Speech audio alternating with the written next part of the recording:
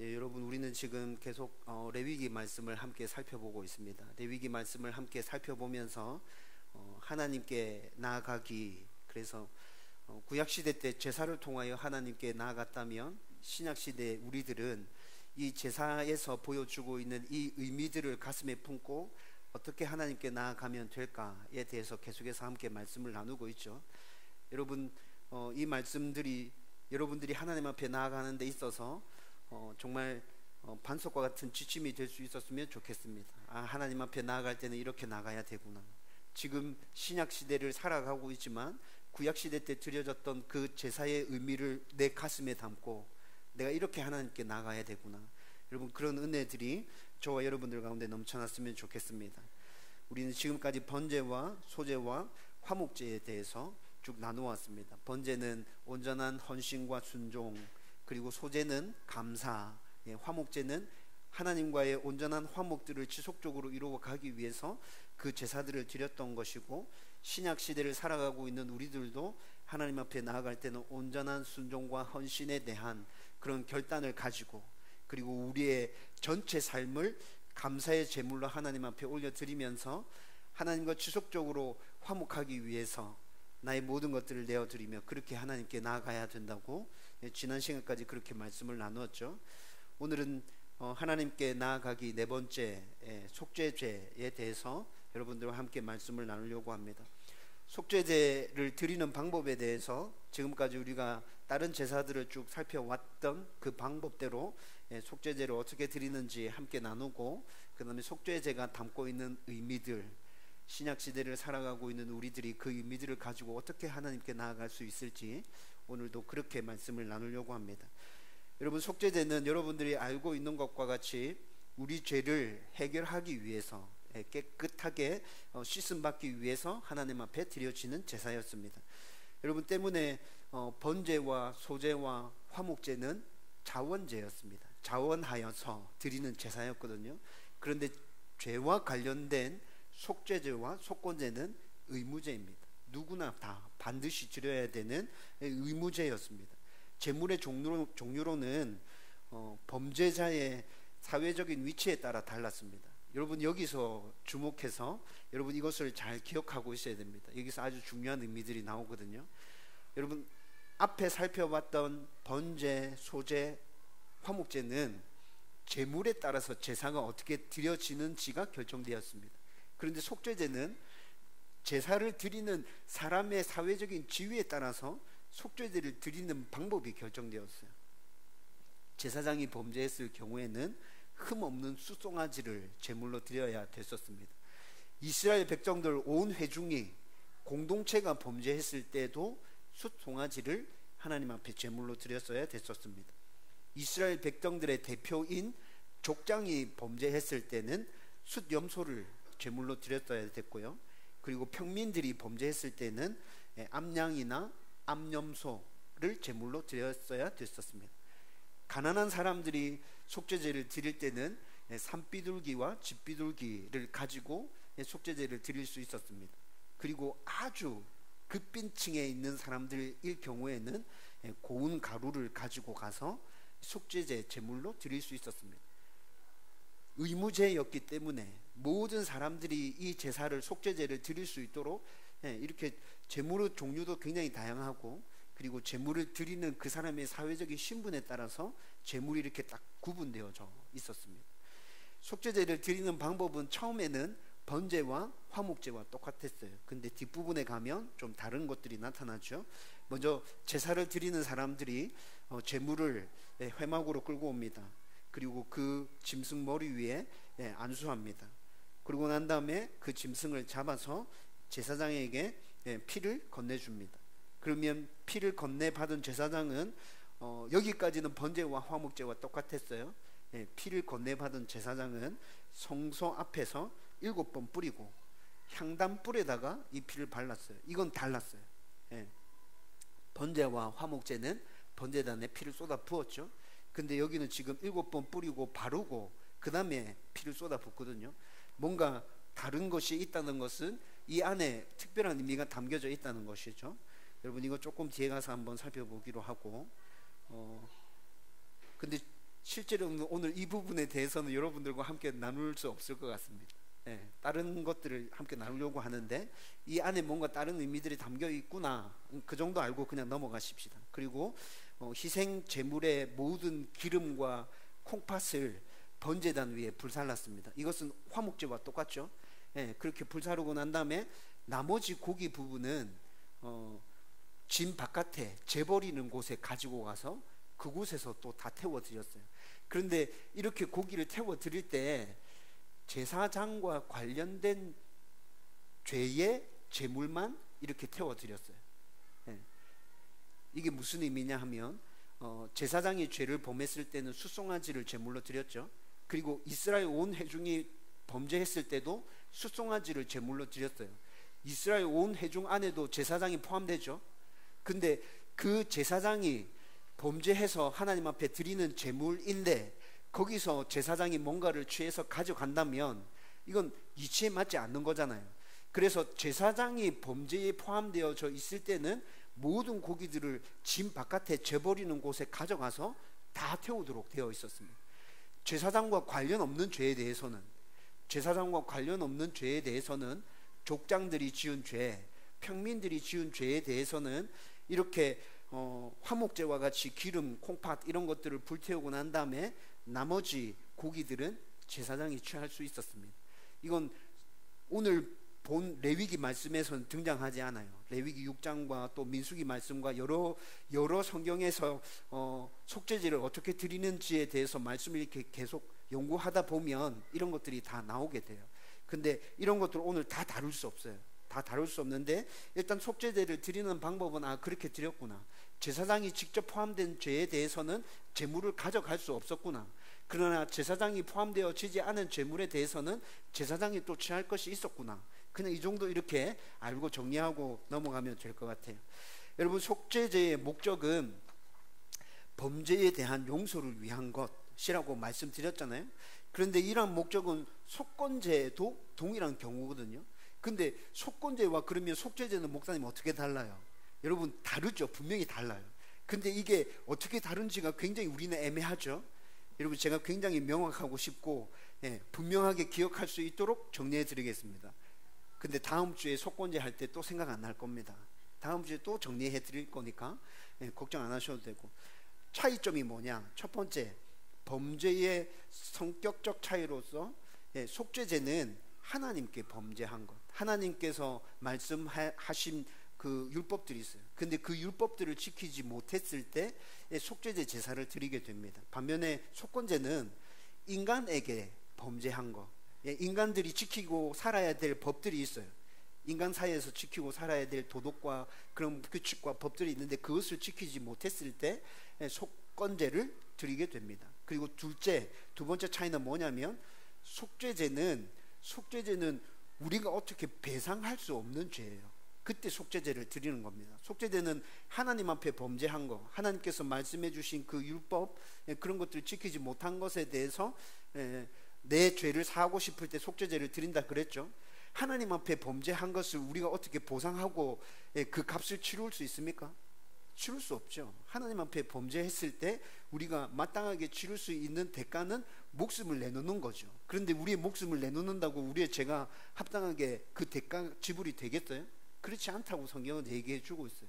그렇지만 여러분, 속건제는 충분히 우리가 지은 죄, 우리가 잘못한 것에 대해서 배상해 줄 수 있는 거예요. 사람들 사이에서 일어난 죄의 문제였기 때문에 내가 잘못한 사람에게 얼만큼 배상해 주면 되냐, 이 정도면 되냐, 이렇게 해서 속건제는 배상이 가능한 그런 제사였습니다. 속죄제와 속건제 조금 차이가 나죠. 분명히 달라요. 그렇죠? 여러분, 속죄제의 영적 의미는 뭘까요? 이건 너무 쉬워요. 모든 그리스도인들이 다 알고 있을 것이라 저는 믿고 확신하는데 여러분들이 대답할 수 있을지 잘 모르겠어요. 속죄제의 영적인 의미가 뭐냐? 속죄제는 예수 그리스도가 우리 죄를 위해서 대신 희생 제물이 되어 주신 그 영적인 의미를 담고 있는 제사인 거죠. 그렇죠? 예수 그리스도가 그렇게 속죄 제물이 되어 주셨기 때문에 우리는 지금 이 시간에 담대하게 하나님 앞에 나아갈 수 있는 것이고 하나님 은혜의 보좌 앞에 나아가게 되는 것이죠.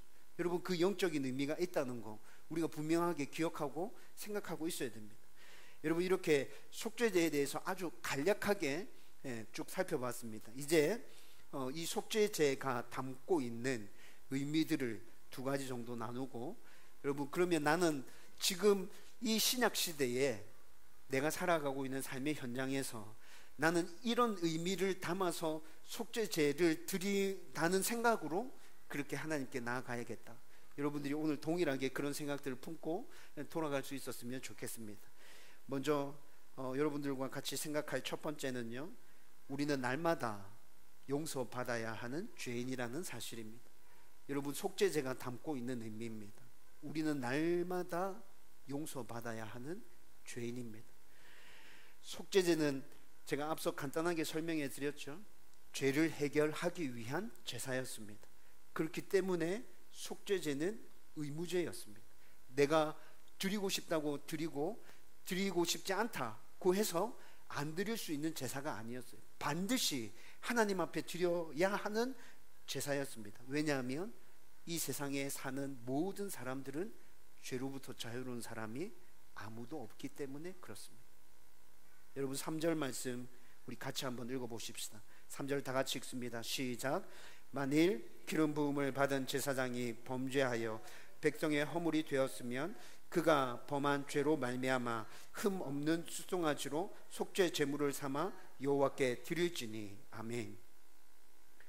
여러분, 3절과 같은 동일한 똑같은 문구는 아니지만 비슷한 패턴의 말씀이 지금 오늘 우리가 읽었던 4장 말씀에 계속 등장하고 있습니다.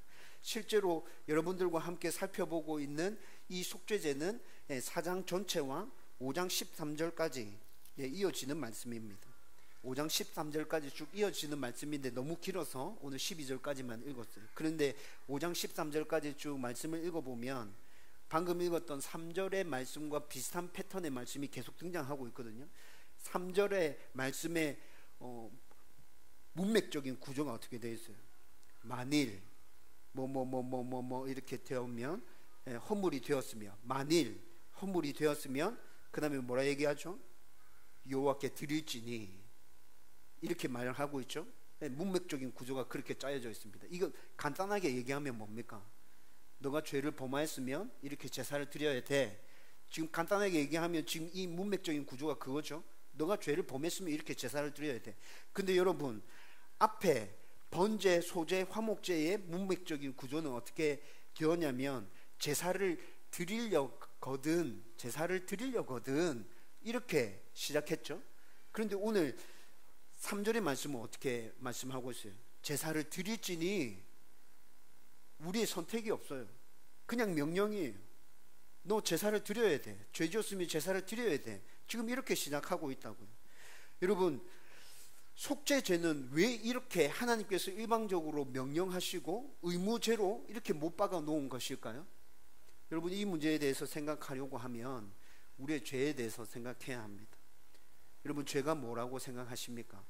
죄가 뭔지에 대해서는 여러 가지 정의를 내릴 수 있습니다. 성경에서 죄라는 단어에 대해서 한 5가지 단어로 죄를 설명하고 있어요. 죄에 대한 설명이 그 단어가 달라질 때마다 다 다릅니다. 죄는 이 모든 것들을 다 포함한 게 죄거든요. 근데 여러분, 이거 죄에 대한 정의를 그러면 내리려고 하면 굉장히 복잡하고 힘들고 어려워지잖아요. 제가 10년 넘게 아이들을 가르쳤는데 아이들에게 이 죄에 대해서 어떻게 설명해 줘야 될까 쉽게 이해할 수 있는 방법. 그래서 여러분, 제가 완벽하게 죄를 다 설명할 수는 없지만 제일 이해하기 쉽고 빨리 받아들일 수 있고 공감할 수 있겠구나 라는 설명으로 저는 죄를 이렇게 설명합니다. 하나님의 말씀에 불순종하는 모든 것이 죄다. 하나님의 말씀에 불순종하는 모든 것이 죄다. 여러분, 성경에 하라고 말씀하신 하나님의 말씀이 있습니다. 하지 말라고 말씀하신 하나님의 말씀도 있죠. 하라고 말씀하신 그것을 제대로 지키지 못하는 것 죄입니다. 하지 말라고 한 것, 그것을 범했을 때 동일하게 죄를 지은 것입니다.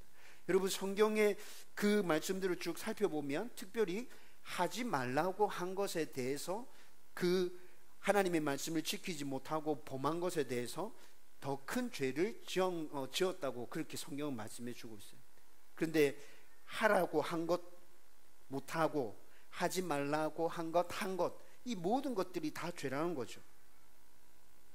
여러분, 그리고 모든 사람들은 예외 없이 죄를 범하면서 살아갑니다.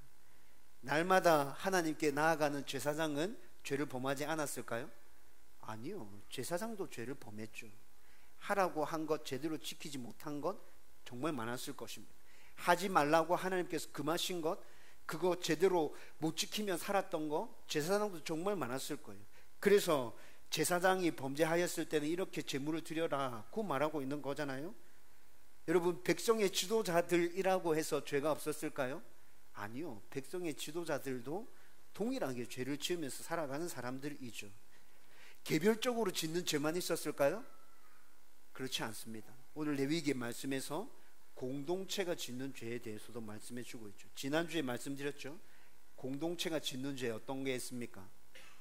잘못된 줄 알면서 귀찮아서 못 본 척하고 넘어가는 거. 여러분, 우리 공범입니다. 분명히 잘못되었다고 말해야 함에도 불구하고 침묵하는 거. 나에게 피해가 올까봐 입 닫고 있는 거. 하나님께서 그거 죄라고 말씀하십니다. 공범이라고 얘기하고 있죠. 여러분, 공동체가 짓는 죄 안에 나의 죄도 포함되어져 있습니다. 개별적으로 짓는 죄도 있습니다. 그 모든 죄에 대해서 성경은 죄라고 말씀해 주고 있죠. 그리고 3절 말씀에 보면 만일 기름 부음 받은 제사장이 범죄하면 이라고 말씀합니다.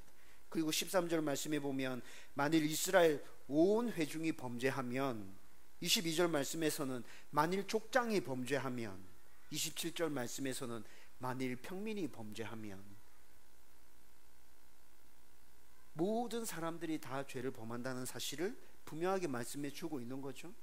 여러분, 뿐만 아니라 속죄제를 드리는 제물도 숫송아지, 순염소, 암염소, 어린 양, 산비둘기, 쥐비둘기, 고운 가루, 이렇게 다양하게 구분해 둠으로 인해서 경제적인 사정에 따라서 누구든지 그 사정에 따라서 제사를 드리고 못 드리고가 아니라 누구든지 속죄제를 드릴 수 있도록 만들어 놓았어요. 이게 무슨 의미예요? 모든 사람들이 다 죄인이기 때문에 어렵고 힘들고 그런 거 상관없이 다 속죄제를 드리고 죄에 대해서 해결함 받아야 돼. 이것을 지금 성경이 얘기해 주고 있는 거잖아요. 여러분, 오늘 말씀에서 언급이 없어요. 모든 사람이 죄인이라고 오늘 말씀에서는 말씀하고 있지 않습니다. 그럼에도 불구하고 우리는 레위기 4장에서 5장 13절까지 이 말씀을 쭉 읽으면서 발견할 수 있는 게 뭡니까? 내가 죄인이구나. 나의 죄를 해결함 받아야 되구나. 여러분, 그것이 깨달아지지 않는다면 우리는 속죄제의 진정한 의미를 제대로 파악하지도 못하고 넘어가게 되는 것입니다. 여러분, 우리는 우리의 죄에 대해서 스스로 이 문제를 해결할 수 없습니다. 나 대신 다른 무엇인가가 이 죄의 문제를 해결해 주어야 우리는 죄로부터 자유로울 수 있습니다. 그리고 우리 죄에 대한 해결 방법은 성경은 예수 그리스도라고 말씀하고 있습니다. 여러분, 그래서 구약 성경에 그 예수 그리스도에 대한 예표로 속죄제 제사를 드려라. 속죄제 제사를 드림으로 너의 죄가 용서받을 수 있을 거다. 그 이전에 깔려있는 전제는 뭐죠? 너는 죄인이다. 너 죄 해결 받아야 돼. 그렇지 않으면 내 앞에 나올 수 없어. 내가 그 죄를 해결할 수 있는 방법을 만들었어. 너는 이렇게 나오면 돼. 하나님께서 우리가 죄인임에 대해서도 말씀해 주시지만 그렇게 끝나는 것이 아니라 하나님께 나아올 수 있는 방법까지도 말씀해 주고 있잖아요. 근데 여러분, 이 첫 출발은 내가 죄인이라는 것을 깨닫는 것부터 출발하게 된다는 것이죠. 여러분, 오늘 말씀을 또 잘 들여다보면 직분에 따라 죄에 대한 책임과 대가도 다름을 보게 됩니다. 3절 말씀에 보면 제사장이 범죄하면 숫송아지를 제물로 드렸어야 됐죠. 여러분, 제사장은 하나님과 이스라엘 백성들 사이를 연결하는 아주 막중한 책임을 가지고 있는 사람이었습니다. 때문에 제사장 한 명 한 명은 아주 수준 높은 성결이 요구되어졌어요. 책임도 그만큼 엄청나게 막중한 것이겠죠. 13절 말씀에 보면 이스라엘 온 회중이 범죄했을 때도 숫송아지 한 마리입니다. 22절에 족장이 범죄했을 때는 수염소, 27절에 평민이 범죄했을 때는 암염소, 어린 양, 산비둘기, 집비둘기, 고운 가루를 제물로 드릴 수 있었습니다. 여러분, 번제, 소제, 화목제는 제물에 따라서, 제가 좀 전에 말씀드렸는데 제물에 따라서 제사를 어떻게 드릴 것인가에 대해서 설명해 주었죠. 그런데 속죄제는 직분에 따라서 그 사람의 책임에 걸맞게 제사를 어떻게 드릴 것인가에 대해서 말씀해 주고 있습니다. 여러분, 이것이 무엇을 의미합니까? 직분에 따라서 책임도 다르다는 것이죠. 세상 방식으로 얘기하면 어떻게 될까요? 큰 힘을 가진 사람이 큰 책임이 그에게 주어진다, 이렇게 말할 수 있겠죠. 자신의 위치에 따라서 힘도 생깁니다. 그런데 자신의 위치에 따라서 책임도 주어진다는 거죠. 그렇다면 이런 의미를 기억하며 이 시대를 살아가고 있는 그리스도인들은 속죄제를 어떻게 드려야 되겠습니까? 우리가 죄인임을 인정하고 날마다 하나님 앞에 나아가는 것입니다. 하나님 앞에 나아갈 때 하나님, 전 죄인입니다. 저 죄인입니다, 하나님. 여러분, 이 마음으로 하나님 앞에 나아가야 한다는 것이죠. 하지 말라고 하신 말씀 온전하게 지키지 못했습니다. 하라고 하신 말씀 적극적으로 순종하지 않았습니다. 어떻게 하면 피해갈 수 있을까? 어떻게 하면 내 책임을 회피할 수 있을까? 하나님, 그것에 대해서 제가 더 많이 생각하고 있는 것 같습니다. 그런 죄인입니다, 하나님. 그렇게 죄인임을 고백하며 나가게 되는 거죠. 여러분, 또한 예수 그리스도의 십자가 사건 이후로 예수 믿는 모든 사람들은 무엇으로 부름을 받았죠? 베드로전서 2장 9절 말씀 보면 제사장으로 부름 받았잖아요. 여러분, 베드로전서 2장 9절 말씀 같이 읽겠습니다. 다 같이 읽습니다. 시작. 그러나 너희는 택하신 족속이요 왕같은 제사장들이요 거룩한 나라요 그의 소유가 된 백성이니 이는 너희를 어두운 데서 불러내어 그의 귀한 빛에 들어가게 하시니에 아름다운 덕을 선포하게 하려 하심이라. 아멘. 여러분, 때문에 우리는 구약시대 제사장만 하나님께 나아가던 것이 지금은 각자가 하나님 앞에 나아갈 수 있게 되었지 않습니까? 우리의 속죄제는 날마다 하나님 앞에 나가서 내가 죄인임을 고백하는 것입니다. 여러분, 어떻게 나의 죄를 낱낱이 다 회개하고 날마다 하나님 앞에 용서를 구할 수 있을까요? 여러분, 그거 쉽게 되대요? 저는 그게 쉽게 되지 않아서 매일 아침마다 몸부림치고 있습니다. 하루 동안 있었던 나의 모든 잘못들을 여러분 다 기억할 수 있었나요? 저는 오늘 하루 어떻게 살았는지, 무슨 일이 있었는지 100% 완벽하게 다 기억하지 못합니다. 다 기억한다고 해도 매일 진심에서 우러나오는 회개가 하나님 앞에 드려지던가요? 회개한다고 하지만, 내가 죄인임을 고백한다고 하지만 타성에 젖어들잖아요. 여러분, 이런 문제들을 어떻게 해결할 수 있을까요? 어떻게 진정으로 내가 매일 죄인임을 고백하면서 하나님, 나를 용서해 주세요, 하나님, 나를 받아주세요, 어떻게 이렇게 하나님 앞에 나의 온전한 모습을 드러내며 하나님께 나아갈 수 있을까요? 여러분, 이것에 대해서 요즘 계속 고민하고 있습니다. 어떻게 그것이 가능할 수 있을까? 여러분, 제 대답이 분명하게 맞는 것인지 저는 아직 잘 모르겠습니다. 그런데 제가 매일 아침 고민하면서 이렇게 된다면 매일 내가 죄인이라는 사실을 인정하고 진심에서 우러나오는 고백을 하나님 앞에 올려드릴 수 있겠구나 라고 결론이 점점 이렇게 결론 맺어져 가고 있는 것이 뭐냐면 하나님과의 온전한 동행입니다.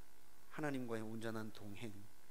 여러분, 몇 주 전에 우리 주일 말씀에서 에녹이 하나님과 온전한 동행을 했던 것 함께 말씀을 나누었지 않습니까? 여러분, 에녹이 어떻게 그렇게 하나님과 깊이 온전하게 동행할 수 있었을까?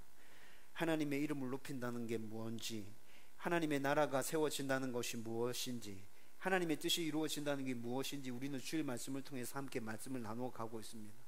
여러분, 그런데 하나님과 동행하면서 그런 것들이 진정으로 내 안에 소원으로 자리 잡고 하나님 앞에 간구하는 기도로 올려지고 있다면 저는 하나님과 아주 친밀한 교제, 온전한 동행을 하고 있는 것이라 생각이 들고요. 그렇게 하나님과 동행할 때 나의 모습이 보여지더라고요. 내가 죄인이구나. 하나님 앞에 합당하지 않은 죄인이구나. 여러분, 저의 모난 부분이 다 보여지고 내가 무엇이 잘못되어져 있는지 깨달아지고요. 하나님 앞에서 합당하지 않은데 여전히 하나님은 나를 사랑하시고 나에게 이런 은혜를 주고 계시구나. 여러분, 그것이 정말 감격스럽게 다가옵니다. 여러분들도 하나님과 이렇게 온전히 동행하고 계시다면 여러분, 저는 여러분들 스스로가 죄인이라는 사실을 날마다 깨달을 수 있게 될 것이라 믿고 확신합니다. 여러분, 제가 목사이기 때문에 여러분들에게 이렇게 말씀드리는 거 아닙니다.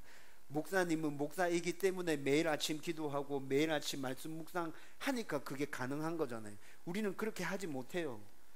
여러분, 그런데 그렇게 말하지 마십시오. 그거 핑계입니다.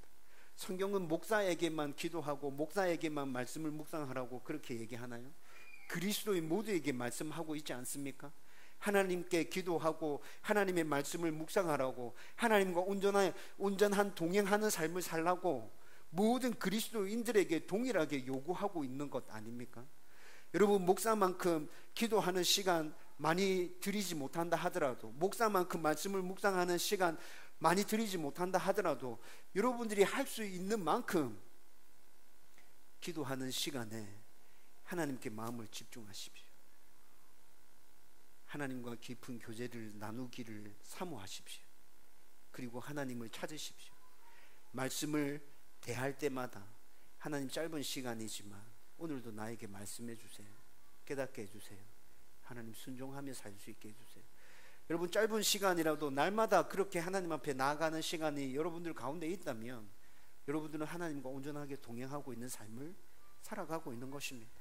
여러분들이 그렇게 하나님과 동행하고 있다면 죄인이라는 사실이 깨달아지게 될 것입니다. 여러분, 이것이 은혜입니다. 내가 죄인이구나. 용서받아야 되구나. 하나님이 내 죄의 문제를 해결해 주시구나. 여러분, 이것이 날마다 우리가 드려야 할 속죄 제의 첫 출발인 것이에요.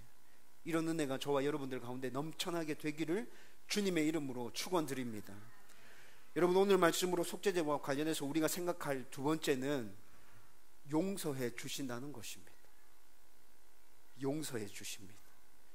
여러분, 이것도 엄청나게 중요한 것입니다. 목사님 알고 있었어요.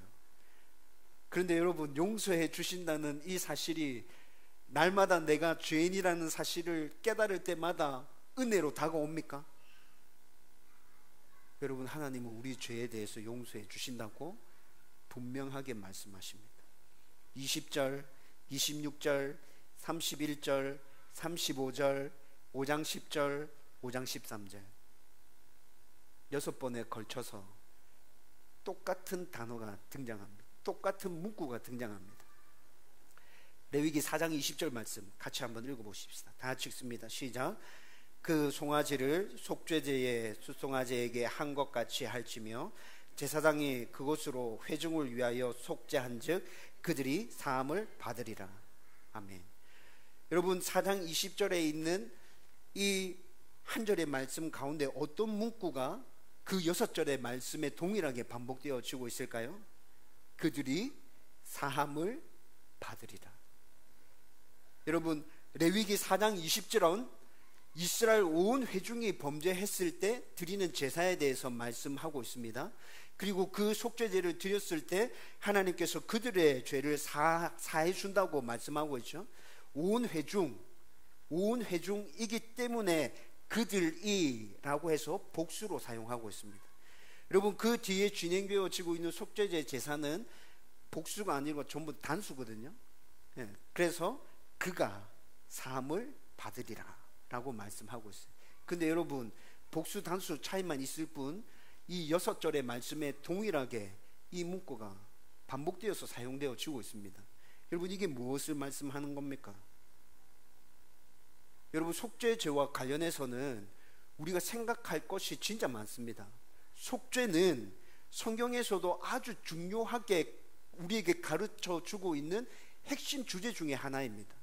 죄를 사함 받는 거, 이거 굉장히 중요하게 성경에서 다루고 있잖아요. 그래서 속죄제와 관련해서는 우리가 생각해 봐야 될 게 너무 많아요. 앞서 속죄제 전체에서 제가 간략하게 설명해 드리면서 말씀드렸습니다. 왜 직분에 따라서 제물이 다 다른지 그거 깊이 있게 생각해 봐야 될 거예요. 피를 뿌리는 방법이 왜 번제와 화목제와 다른지, 속죄에 대해서는 7번 뿌리고 제단 뿔에다가 바르고 이렇게 피를 뿌리게 돼 있는데 그게 왜 그렇게 되는지 살펴봐야겠죠. 제물을 제사장의 범죄의 경우, 제사장의 범죄인 경우 제물을 왜 제 버리는 곳에 다 가지고 가서 거기서 다 불태우는지, 그 안에 특별한 의미들이 다 숨겨져 있다고요. 그런 것들을 생각하고 우리는 가슴에 새기고 속죄제를 이 시대에 동일하게 우리는 드린다 생각하고 그렇게 하나님께 나아가야 되죠.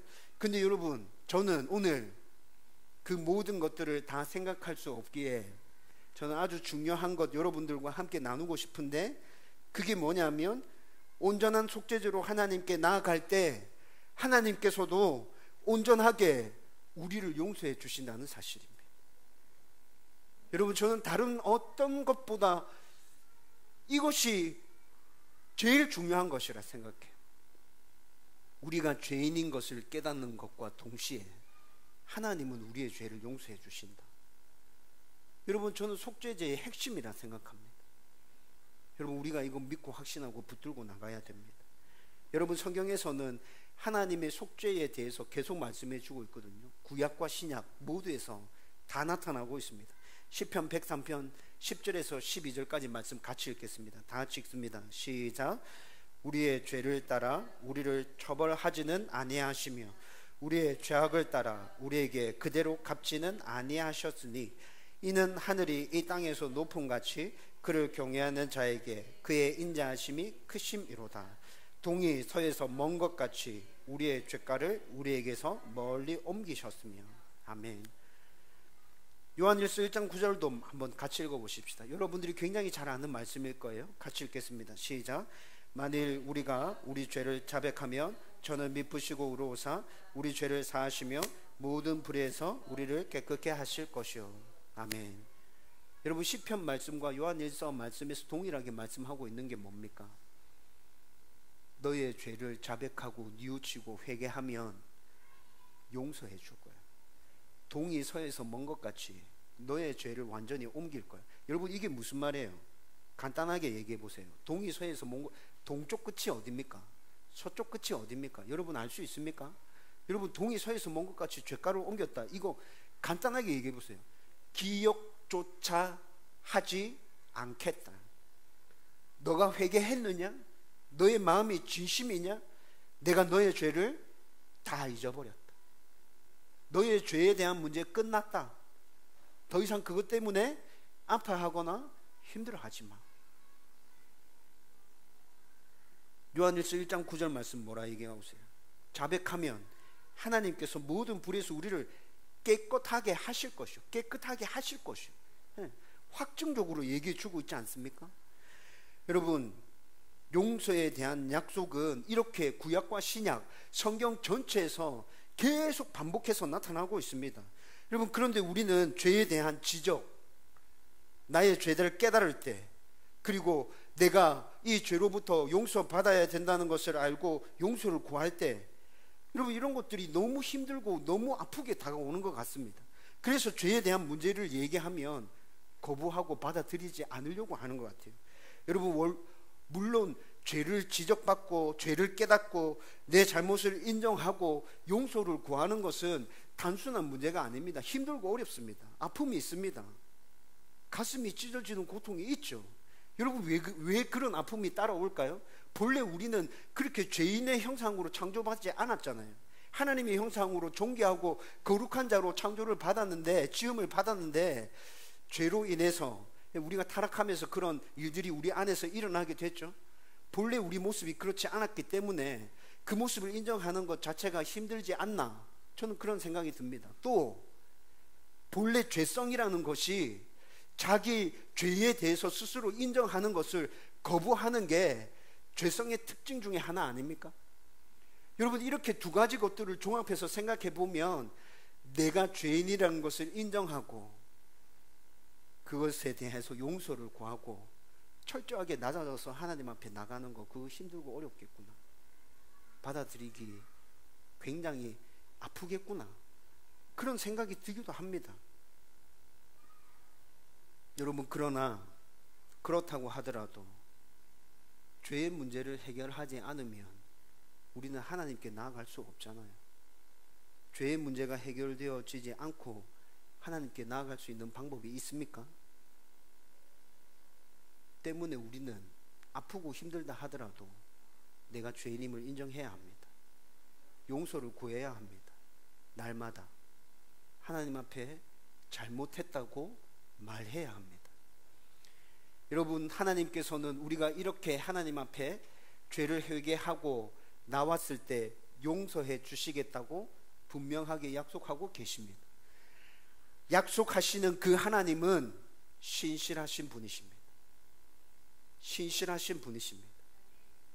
신실하신 하나님이 깨어졌던 관계가 완전히 회복되고 예전에 너희들의 신분 온전하게 내가 회복시켜 줄 거야, 하나님께서 이렇게 말씀해 주고 계시잖아요. 그렇다면 그 하나님, 신실하신 하나님, 그 약속의 말씀 온전하게 받아들이고 내가 좀 아프고 힘들다 하더라도 하나님 앞에 용서를 구하며 나가야 되지 않을까요? 여러분, 오늘 속죄제에 대해서 말씀하시면서 하나님께서는 이 용서에 대해서 말씀해 주고 계십니다. 내가 용서할 거야. 내가 용서할 거야. 내가 진짜 용서할 거야. 너희들이 고백하는 거 힘들고 아프고 쓰라린 거 알아. 근데 잘못했다고 얘기해. 내가 다 용서할 거야. 기억 안 할 거야. 아마 이 당시에 속죄제를 드리는 사람들은 하나님의 이 용서를 믿고 확신하고 기대하면서 그렇게 제사 드리러 나왔을 거예요. 여러분, 속죄제를 드릴 때 제사장이 송아지를 끌고 제단 앞에까지 나오는, 회막까지 나오는 그 모습을 상상해 보세요. 제사장 굉장히 떳떳했을까요? 제사장이 소를 끌고 이렇게 걸어가고 있으면 사람들이 뭐라 생각했겠습니까? 뭔가 죄가 있구나, 죄가 있구나. 사람들이 무슨 죄를 지었을까? 좀 새초롬한 눈빛으로 이렇게 쳐다보고 있지 않았을까요? 여러분, 그 시선이 받아들이기 좋았겠습니까? 여러분, 어렵고 힘들었죠. 아팠겠죠. 괴로웠겠죠. 부끄럽고 창피했겠죠. 그렇지만 하나님의 그 용서를 기대하면서 소를 끌고 제사 드리러 나오는 거예요. 여러분, 그 제사가 온전하게 하나님 앞에 드려졌을 때 하나님께서 선언하십니다. 너의 모든 죄는 사함받았다. 깨끗해졌다. 마음 놓고 돌아가라. 여러분, 이 시대를 살아가는 우리들도 여러분, 이 속죄제의 의미를 붙들고 하나님 앞에 나가야 된다고. 우리는 용서에 대한 확신을 가지고 날마다 하나님 앞에 자백하며 나가야 됩니다. 말씀을 통해서, 다른 사람을 통해서 내 죄를 지적받는 거 힘들고 아픕니다. 여러분, 그렇지만 그것이 나의 죄가 맞다면 우리는 마음을 열고 받아들여야 됩니다. 왜? 하나님의 용서가 있잖아요. 하나님의 용서가 있기 때문에 받아들이는 과정이 아프고 힘들지라도 우리는 기쁨으로 그것을 받아들이고 인정할 수 있어요. 하나님 맞습니다. 제가 죄인입니다. 하나님의 용서가 필요합니다. 하나님이 해결해 주시지 않으면 저 어디 가서도 이 문제 해결할 수 없습니다. 하나님, 저를 불쌍하게 여겨주세요. 저를 불쌍하게 여겨주세요. 그렇게 하나님 앞에 나아가는 자에게 하나님의 풍성한 은혜가 임하게 되는 것이죠. 여러분, 저는 여러분들에게 진짜 부탁드리고 싶습니다. 나의 말, 나의 행동, 나의 생각, 무엇이 잘못되었지? 여러분들이 하루를 살아가는 동안에도 수시로 그렇게 자기 자신을 들여다보고 하나님 앞에서 잘못된 부분들 찾아가고 바로잡아 갈 수 있었으면 좋겠습니다. 하나님, 제가 죄인이네요. 제가 잘못한 것이 참 많네요. 하나님, 저를 좀 불쌍히 여겨주십시오. 그렇게 자기 스스로를 온전하게 살펴보면서 하나님의 용서해 주심을 믿고 확신하면서 그렇게 하나님께 나아가는 저와 여러분들 되기를 주님의 이름으로 축원드립니다. 이제 말씀을 정리하려고 합니다. 여러분, 속죄제는 우리 모든 죄를 깨끗하게 사함받기 위한 제사였습니다. 속죄제를 드리기 위해서는 반드시 제일 먼저 내가 죄인이라는 사실이 인정되어져야 했습니다. 그리고 또 하나님께 나아가서 내가 죄인임을 인정하고 고백할 때 나의 죄에 대해서 하나님께서 용서해 주신다는 확신도 동시에 가지고 하나님께 나가야 했습니다. 이 시대를 살아가는 우리들도 속죄제의 이런 의미들을 기억하고 날마다 하나님 앞에 나아갈 수 있었으면 좋겠습니다. 하루를 마무리하면서 잠자리에 들어서 나의 일상을 정리하는 중에 감사한 것이 있다면 온 마음을 다해서 하나님께 감사하십시오. 하나님 정말 감사합니다. 오늘 하루도 하나님 은혜 가운데 살았습니다. 여러분, 그리고 내가 잘못한 부분이 생각난다면 이것은 내가 잘못했구나, 내가 왜 그랬을까, 여러분 잠자리 중에서라도 여러분들의 마음을 담아서 하나님께 말씀드리십시오. 하나님, 이 부분 제가 잘못한 것 같네요. 하나님, 제가 죄를 범했습니다. 하나님 용서해 주십시오. 긍휼을 베풀어 주십시오. 여러분, 그렇게 짧은 기도라도 여러분들의 진심의 마음이 그 속에 담겨져 있다면 하나님께서 그 기도에 대해서 들으시고 응답해 주실 거예요. 여러분, 이렇게 하나님에 대해서 우리가 죄를 고백하고 하나님의 사죄에 대해서 확신하며 지속적으로 나아갈 수 있기 위해서 제가 어떻게 하면 된다고 말씀드렸죠? 하나님과 동행하기. 여러분, 하나님과 동행하는 것이 무엇인지에 대해서 깊이 있게 생각해 보셨으면 좋겠습니다. 하나님과 동행한 에녹, 그 말씀을 나누고 난 다음에 아침마다 하나님과의 동행에 대해서 깊이 있게 묵상합니다. 하나님과 동행하는 삶, 그게 도대체 뭘까? 어떻게 하면 그것이 가능할까? 하나님의 마음을 내가 어떻게 읽어내고 그 마음을 시원하게 해드릴 수 있을까? 아침마다 고민하게 돼요. 여러분들도 이런 고민들이 지속되는 중에 하나님과 아주 친밀한 교제와 동행이 일어나게 될 줄로 저는 믿고 확신합니다. 그 동행이 계속적으로 진행된다면 내가 죄인인 것도 깨달아지고, 그리고 그렇게 하나님과 동행하는 중에 하나님께서 용서해 주시고 품어주시고 나를 받아주시는 그 은혜도 풍성하게 누릴 수 있게 될 것입니다. 여러분, 저와 여러분들 가운데 하나님의 사죄의 은혜와 그리고 하나님께서 나를 특별히 더 사랑해 주시고 하나님께서 나를 품어주시는 그 은혜들이 풍성하게 넘쳐나게 되기를 주님의 이름으로 축원드립니다.